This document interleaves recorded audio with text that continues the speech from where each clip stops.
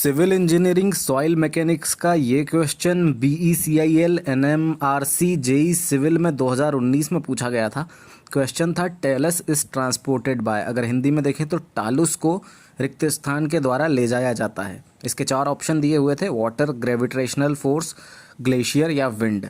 तो इसका सही आंसर होगा वो होगा बी, यानी कि ग्रेविटेशनल फोर्स यानी कि गुरुत्वाकर्षण बल। अगर इसका एक्सप्लेनेशन देखें तो टालुस को समूढ़ मृदा के नाम से भी जाना जाता है, जो गुरुत्व बल द्वारा स्थानांतरित होकर मृदा समूह बनाती है। अगर हम देखें गुरुत्व द्वारा कल्यूवियल सॉइल ट्रांसपोर्ट होती है, हवा के द्वारा एओलियन सॉइल ट्रांसफ़र होती है, हिम के द्वारा ग्लेशियल सॉइल ट्रांसफ़र होती है, जल के द्वारा एल्यूवियल सॉइल ट्रांसफ़र होती है, जल के द्वारा मरीन सॉइल भी ट्रांसफ़र होती है और जल के द्वारा लेकस्टरीन सॉइल भी ट्रांसफ़र होती है। सिविल इंजीनियरिंग सॉइल मैकेनिक्स का ये question BECIL NMRC JE civil में पूछा गया था 2019 के पेपर में।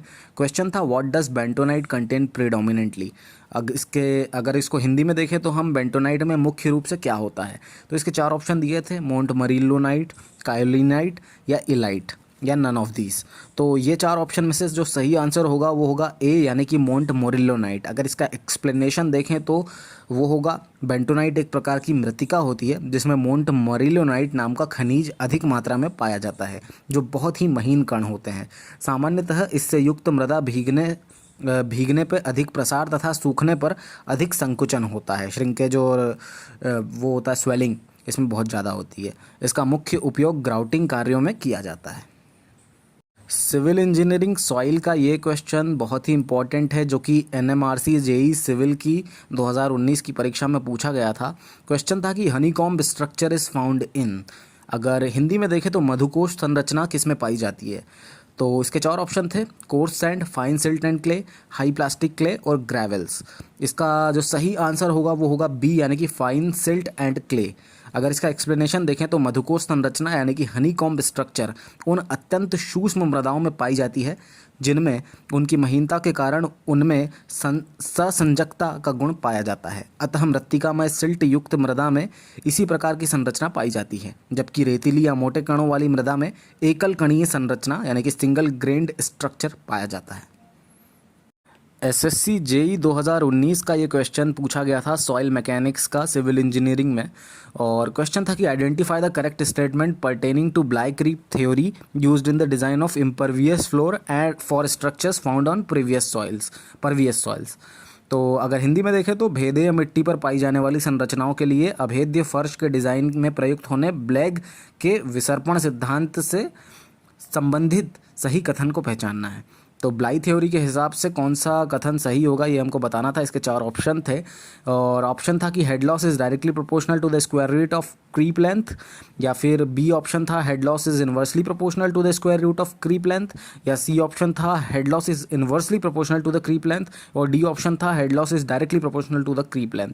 तो इसका सही आंसर होगा वो होगा डी, यानी कि head loss is directly proportional to the creep length.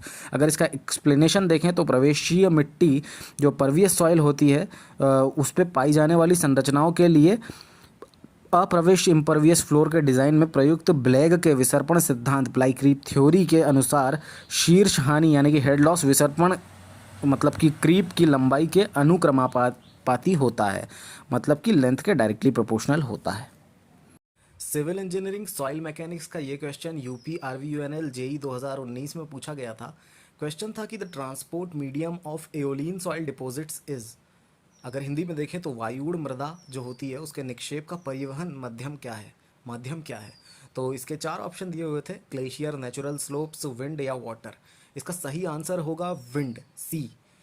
और अगर इसका एक्सप्लेनेशन देखें तो एओलियन सॉइल जो होती है उसका स्थानांतरण हवा के द्वारा होता है, जैसे रेगिस्तान में सैंड ड्यून्स, बालू के टीले, या मृदा ढीली होती है और पुअरली ग्रेडेड होती है। ग्लेशियल टिल और ग्लेशियल ड्रिफ्ट, यह मृदा बर्फ की चट्टानों द्वारा लाए गए सेडिमेंट जमाव से बनने वाली मृदा को ग्लेशियल ड्रिफ्ट कहते हैं। यह ग्रेवल, सैंड, सिल्ट, क्ले का मिश्रण होती है।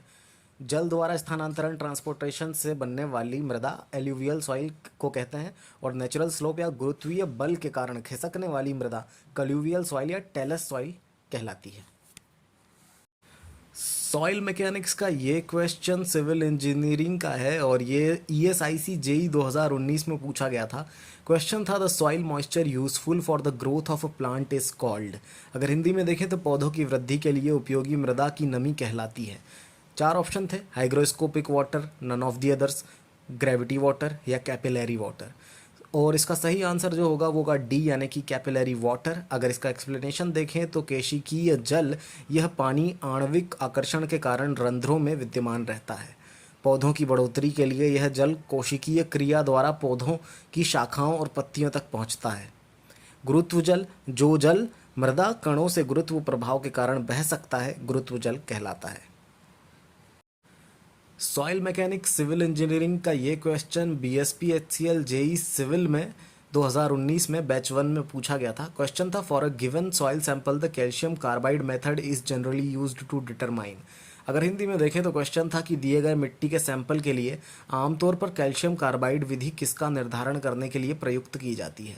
इसके 4 ऑप्शन थे, silt content, moisture content, specific gravity या डेंसिटी। इसका सही आंसर जो होगा वो होगा बी यानी कि मॉइस्चर कंटेंट। अगर इसका एक्सप्लेनेशन देखें तो कैल्शियम कार्बाइड विधि जलांश निकालने की एक द्रुत विधि है। इस विधि द्वारा कैल्शियम कार्बाइड का मृदा के मुक्त जल से रासायनिक क्रिया से उत्पन्न गैस दाब को मापकर ज्ञात किया जाता है।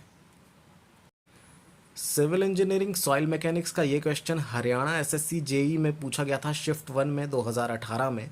और क्वेश्चन था कि the soil transported and deposited by gravitational forces are termed as. अगर हिंदी में देखें तो गुरुत्वाकर्षण बल द्वारा स्थानांतरित और जमा की गई मिट्टी को क्या कहा जाता है। इसके 4 ऑप्शन थे, residual soil, colluvial soil, glacial drift या लोएस्ट सॉइल्स। इसका सही आंसर होगा बी यानी कि कल्यूवियल सॉइल। अगर इसका एक्सप्लेनेशन देखें तो मिश्रोड़ मिट्टी यानी कि कल्यूवियल सॉइल गुरुत्वाकर्षण बल द्वारा स्थानांतरित और जमी मिट्टी को कल्यूवियल सॉइल कहते हैं, जैसे टेलस।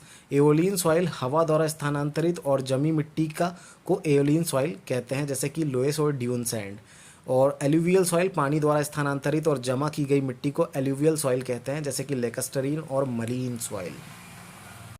ये वाला question civil engineering soil mechanics से बहुत बार पूछा गया है। ये यूपीपीएससी में, डीएसएसबी में पूछा गया है, एयरपोर्ट अथॉरिटी में पूछा गया है, एनएमआरसी में पूछा गया है, बिहार एसएससी में पूछा गया है। क्वेश्चन है कि the maximum size of clay particle is. इसके 4 ऑप्शन हैं, 0.1 mm, 0.03 mm या 0.002 mm या 0.002 mm। इसका जो सही आंसर होगा वो होगा सी यानी कि 0.002 mm। अगर इसका एक्सप्लेनेशन देखें तो चिकनी मिट्टी के कणों का आधार अधिकतम 0.002 mm व न्यूनतम आकार 0.002 mm के मध्य होता है। यह चट्टानों के रासायनिक अपक्षय द्वारा बनती है और सूक्ष्म कणों वाली मृदा होती है। इसमें ससंजक और सघुटयता का गुण प्रचुर मात्रा में विद्यमान रहता है। इसकी पारगम्यता अन्य मृदाओं की अपेक्षा सबसे कम होती है, जबकि रेतीली मृदा के कणों का अधिकतम माप 4.75 mm व न्यूनतम माप 0.075 mm होता है। सिल्ट के कणों का अधिकतम माप 0.075 mm, न्यूनतम मान 0.002 mm होता है। राजस्थान पीएससी 2018 में एक क्वेश्चन पूछा गया था। क्वेश्चन था the wind blown soil are associated with. ये क्वेश्चन था सॉइल मैकेनिक्स का सिविल इंजीनियरिंग से रिलेटेड। और इसका अगर हिंदी में मतलब देखें तो वायु प्रवाह मिट्टी के साथ संबंध किसका है। इसके 4 ऑप्शन थे, alluvial soil, lateritic soil, loess soil या ब्लैक कॉटन सॉइल। तो इसका सही आंसर होगा सी यानी कि लोएस्ट सॉइल। अगर इसका एक्सप्लेनेशन देखें तो वायु द्वारा परिवहित जमी मृदाएं एओलियन मृदा कहलाती है। ड्यून्स, टिब्बा या टीला, लोएस इत्यादि एओलियन मृदा की श्रेणी में आती है, क्योंकि इनका परिवहन वायु द्वारा किया जाता है। मृदा के बड़े बड़े कण हवा द्वारा प्रवाहित होकर जब किसी स्थान पर जमते हैं तो इन्हें बलुआ टीला यानी सैंड ड्यून्स कहा जाता है।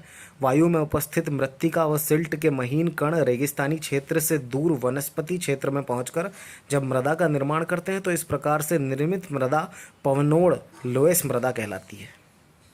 सिविल इंजीनियरिंग सॉइल मैकेनिक्स का ये क्वेश्चन SJNVL जेई 2018 में आया था। क्वेश्चन था black cotton soil is unsuitable for foundations because it.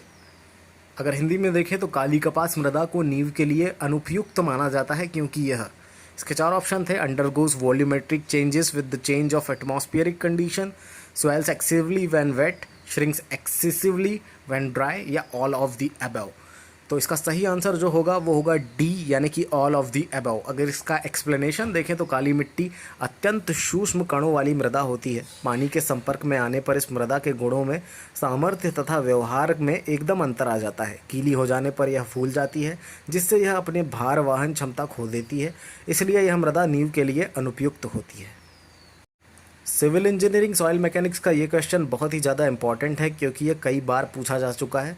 ये SJNVL JEE 2018 में पूछा गया था, UP JN 2013 में, UP JN 2014 में, FCI 2015 में और SSC JEE 2009 में भी पूछा गया था। क्वेश्चन था कोहेशन लेस सॉइल इज, इसके 4 ऑप्शन थे, सिल्ट, सैंड, क्ले या नन ऑफ द अबव। और इसका सही आंसर होगा बी, यानी कि सैंड। सहसंजनहीन मृदाएं वे मृदा होती है जिनके कणों में आपस में कोई आकर्षण अर्थात सहसंजकता नहीं होती है। ये मृदा मोटे कणों वाली होती है तथा मृदा के प्रत्येक कण को आसानी से अलग किया जा सकता है। रेत व ग्रेवल सहसंजनहीन मृदा के अंतर्गत आते हैं। इन मृदाओं की अपनी शक्ति आंतरिक घर्षण कोण व असंजकता के कारण प्राप्त होती है।